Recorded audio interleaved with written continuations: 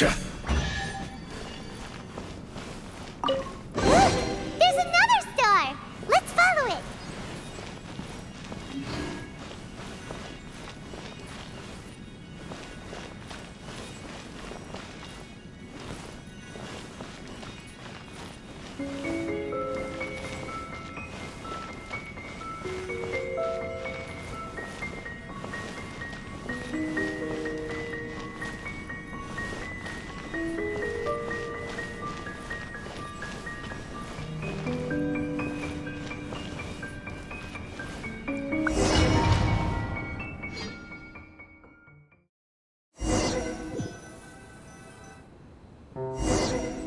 Astrology reveals the truth unreservedly, but not everyone is willing to accept their fate, no matter.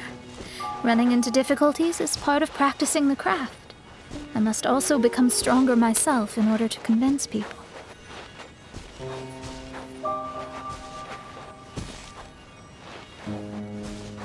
I once met an adventurer on a mountain who also happened to be picking fruits. He was even kind enough to share some with me, so in return, I agreed to perform a divination for him. The results were terrifying. I advised him to give up adventuring as soon as possible, otherwise he could meet his end within the next 2 years.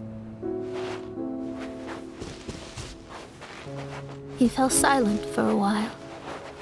Surprisingly, he didn't doubt the results of my divination like others had. But he looked quite perplexed. Even so, I have to keep going.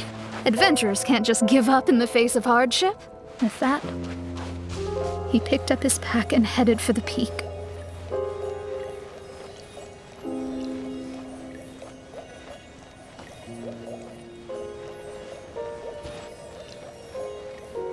However, try as I might, I could never forget that incident.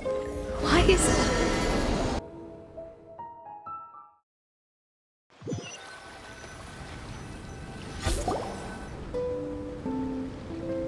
Oh, we're back again. So, Mona, is that adventurer dead now? That was the only time I ever saw him, and that was more than 3 years ago, which means he's no longer alive. But isn't there still a chance that he's alive?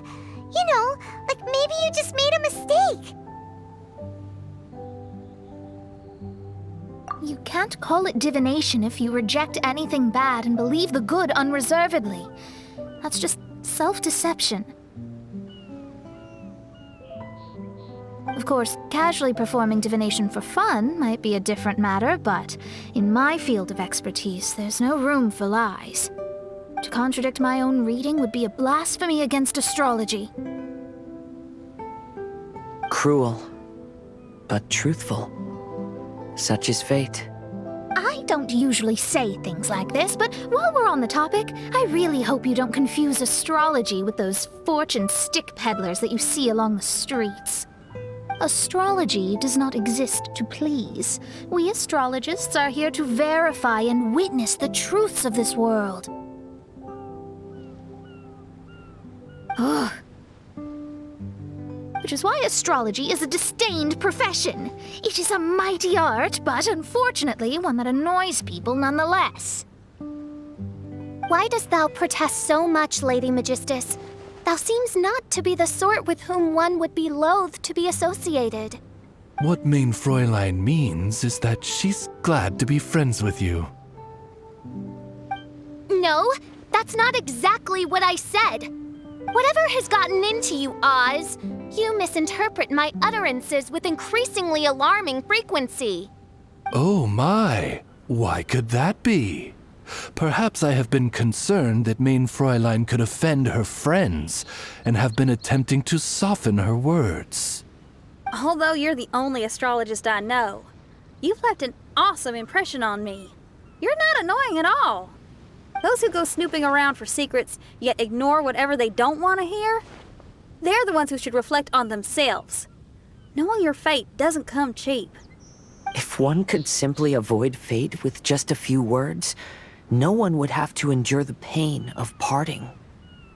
Mona, don't take others' comments to heart. Follow your heart and never forget what's right. Oh, I don't need comforting, thank you very much. I'm very tough, you know. Oh, well then,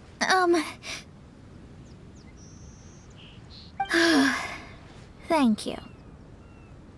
What dost thou say? Speak up and offer your highest reverence and blessings to the prinzessin. Okay, Your Highness. Instead of making a scene, why don't you go collect the other fragments in the new location reflected by the pool? We can't enter the mirage without them. Mein Fräulein, you are the only one with eyes sharp enough to locate the secrets.